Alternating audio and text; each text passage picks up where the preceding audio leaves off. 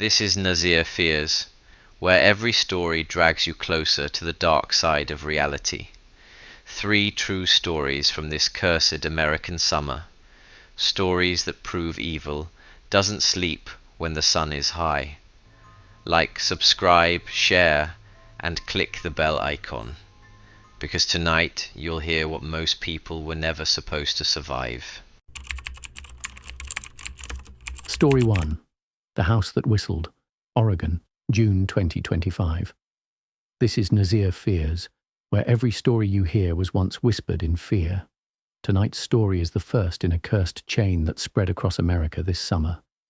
3 places, 3 disappearances, 1 unexplainable sound that ties them together, like subscribe, share, and click the bell icon. In the first week of June 2025, a couple from Portland named Ryan and Claire Matthews decided to take a short vacation away from the noise of the city.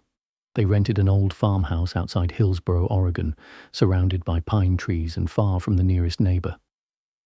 The listing on the rental site showed a cozy, rustic home with a wraparound porch and wide fields stretching to the horizon. The photos had that faded, nostalgic charm, the kind that made you imagine quiet nights and the sound of crickets under a big country sky. Ryan, who worked in software design, needed the break. His job had become a blur of deadlines and he hadn't been sleeping. Claire, a nurse, suggested a few days offline. No phones, no emails, just each other and peace. They arrived on a warm Friday evening. The air smelled of rain and old wood, and everything felt still, almost too still. When Claire stepped onto the porch, she heard a faint sound, a single drawn-out whistle. It came from somewhere deep in the trees. Not a bird, not wind. A human whistle, low and steady like someone calling a dog from a distance. Ryan didn't hear it. He was too busy unloading the car. When she mentioned it, he laughed and said, "Probably just the wind through those old pipes." That night, they lit a fire, cooked dinner, and opened a bottle of wine. Everything felt perfect, until around midnight. Claire woke suddenly to the sound again. This time it was closer. The same slow whistle echoing through the open window. It rose and fell like someone breathing through their teeth.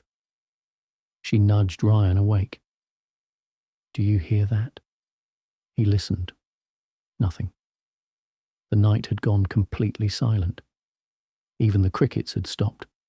Then, faintly, from outside, the whistle again. Ryan, trying to be brave, grabbed a flashlight and stepped out onto the porch. "Hello?" he called. No answer. The light stretched across the field, catching only drifting mist and the outline of an old barn about 50 yards away. He scanned the trees. Nothing moved.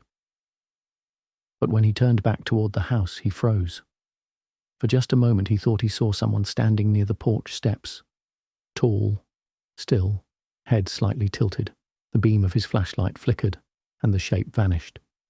He went back inside, locking the door. Claire was pale. "You saw something," she whispered. "Probably just a shadow," he said. But he didn't believe it. The next morning the air was heavy and grey. Ryan noticed something strange near the edge of the field. Footprints, bare footprints, leading away from the barn toward the woods. But the mud was fresh, even though it hadn't rained all night. Inside the barn, everything was covered in dust, untouched for years, except for one thing. On the far wall, someone had drawn a circle with 3 whistling faces, carved with a knife. Beneath it were 3 dates: June 2nd, 1975, June 5th, 1999, June 7th, 2025. Ryan took a picture with his phone. When he looked at it seconds later, the photo was gone. Just a black screen where the image should have been. Claire begged to leave, but Ryan wanted to stay one more night to prove it was nothing supernatural. They went into town, told no one what they'd found, and returned that evening before sunset. The farmhouse felt colder. The air inside smelled like damp earth.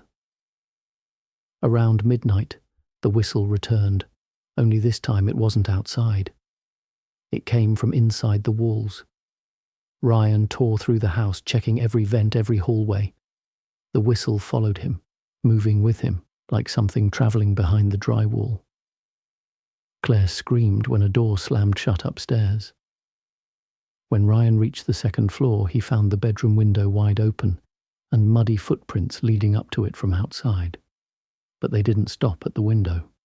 They continued across the ceiling, upside down, fading toward the corner where the sound seemed to come from.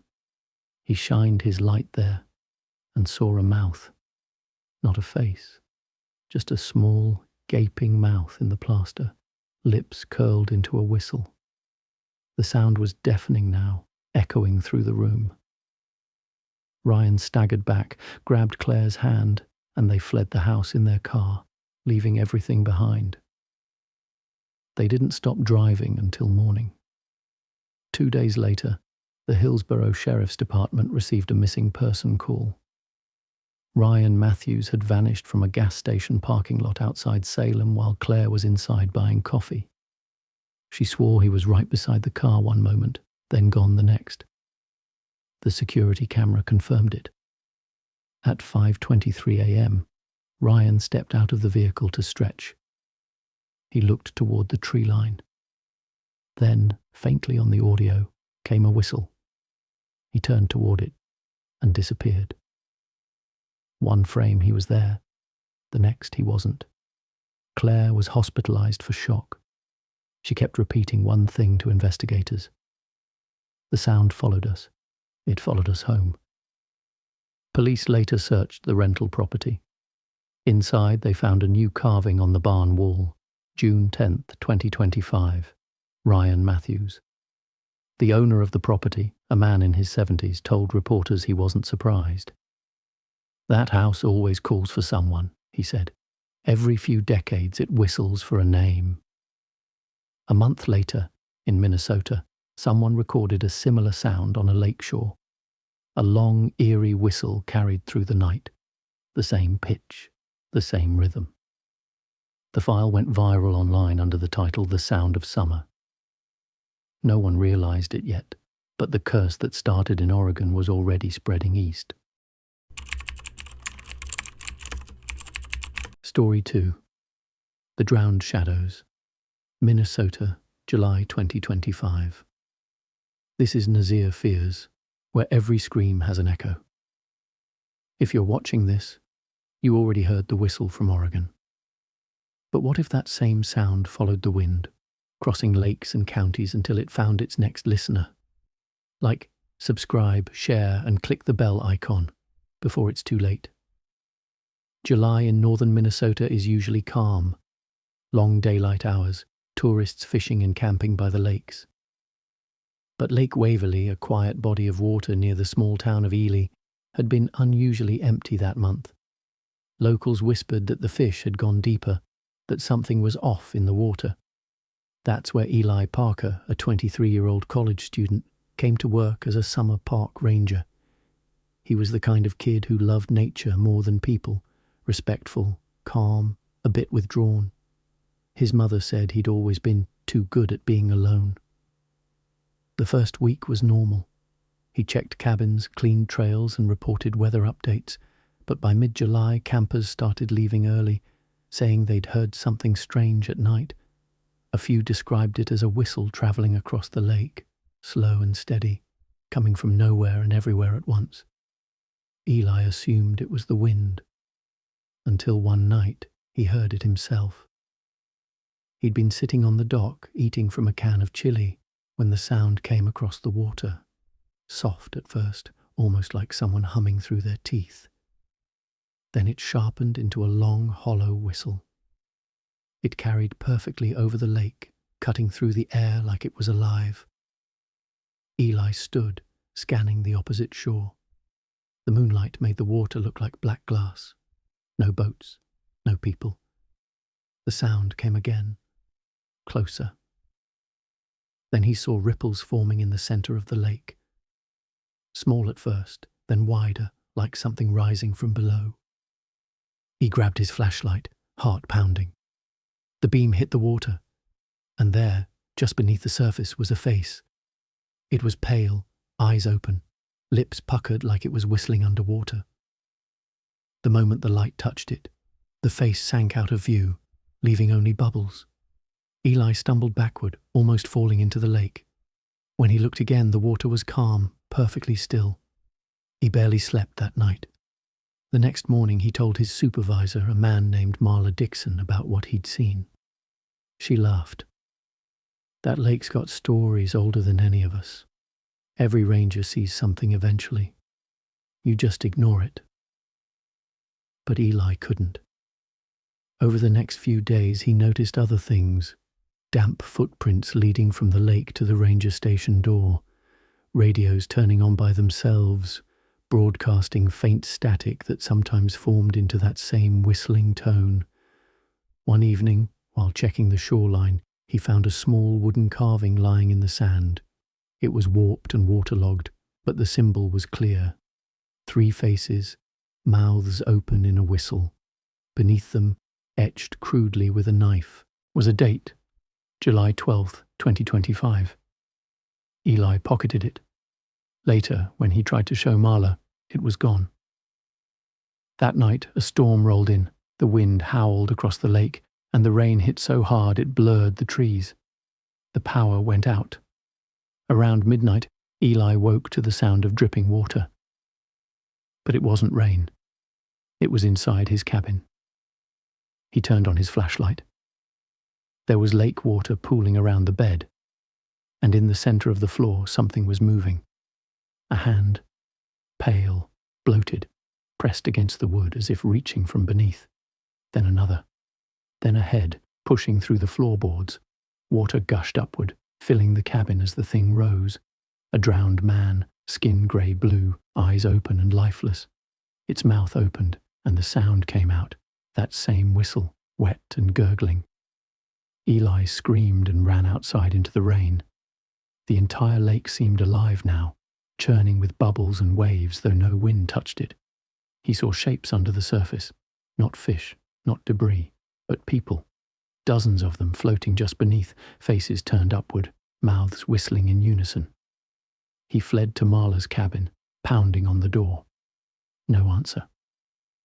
When he pushed it open, she was sitting upright on her bed, eyes open, dead, her body dripping lake water.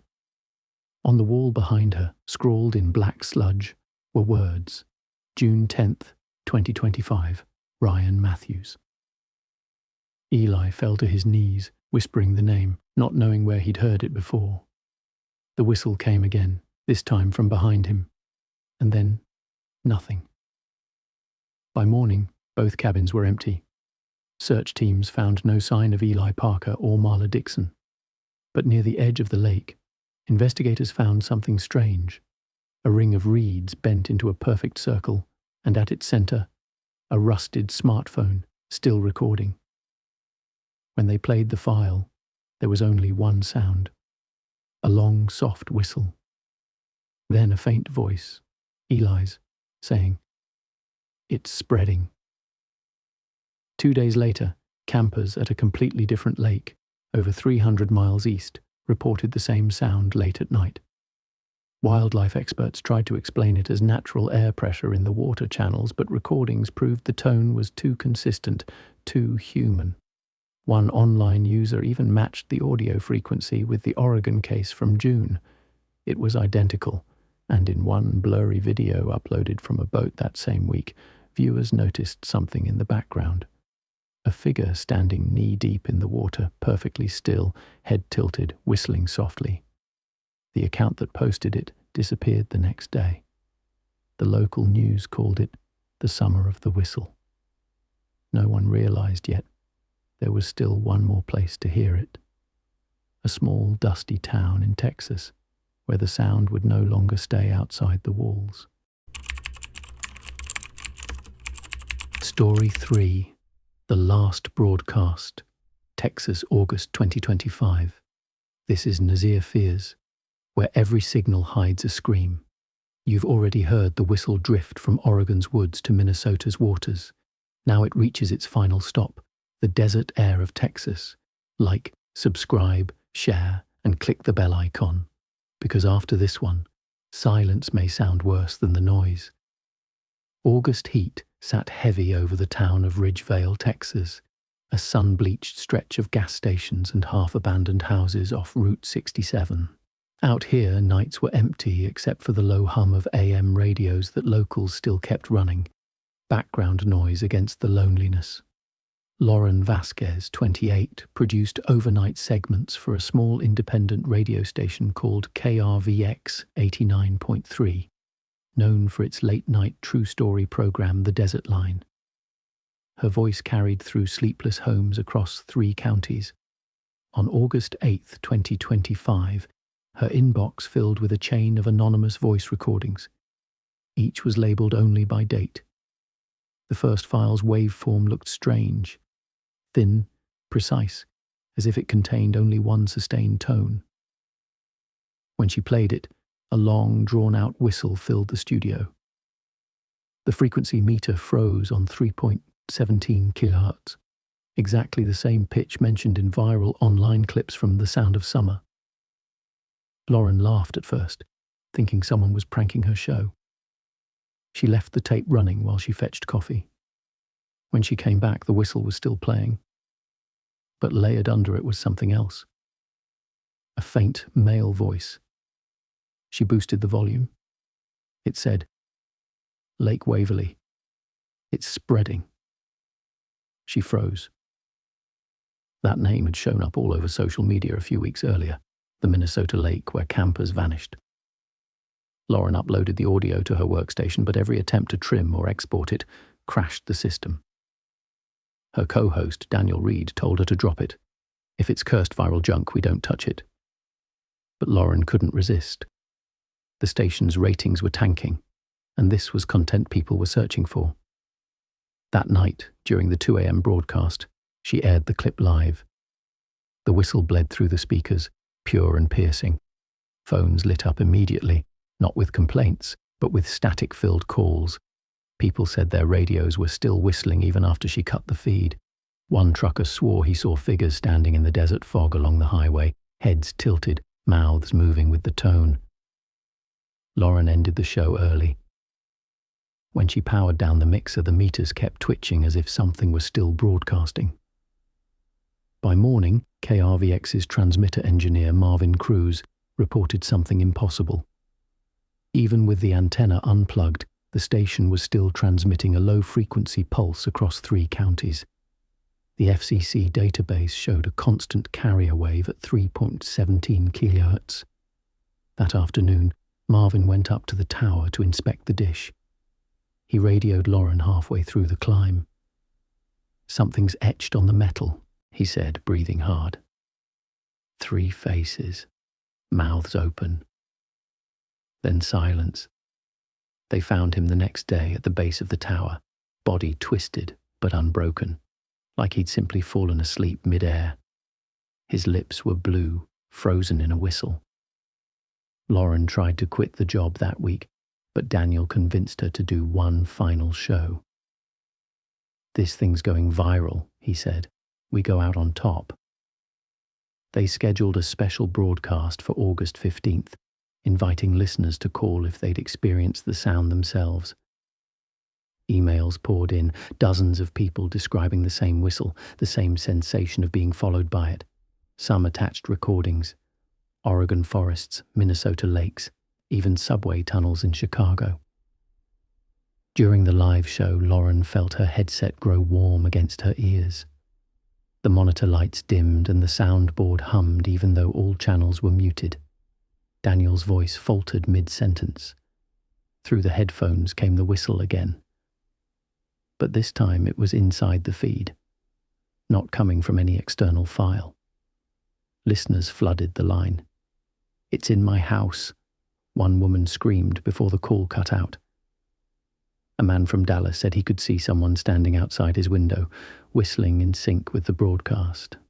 Lauren yanked off the headset, shouting for Daniel to kill the transmission. He stood motionless, staring at the studio glass. His reflection didn't move with him. Then all the lights went out. Backup power kicked in minutes later. The room was empty except for Lauren. The recording still ran. When she played it back, her voice wasn't there.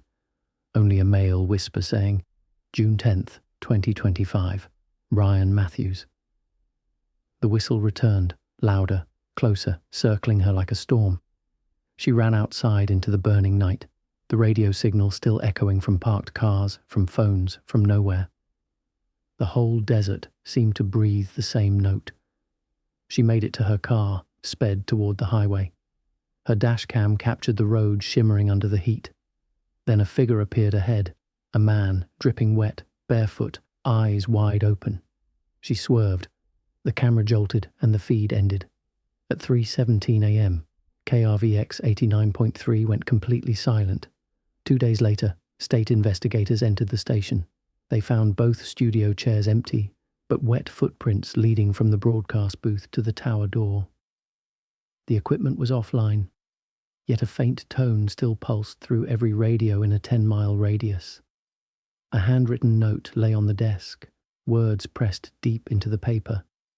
It travels by sound. Don't listen.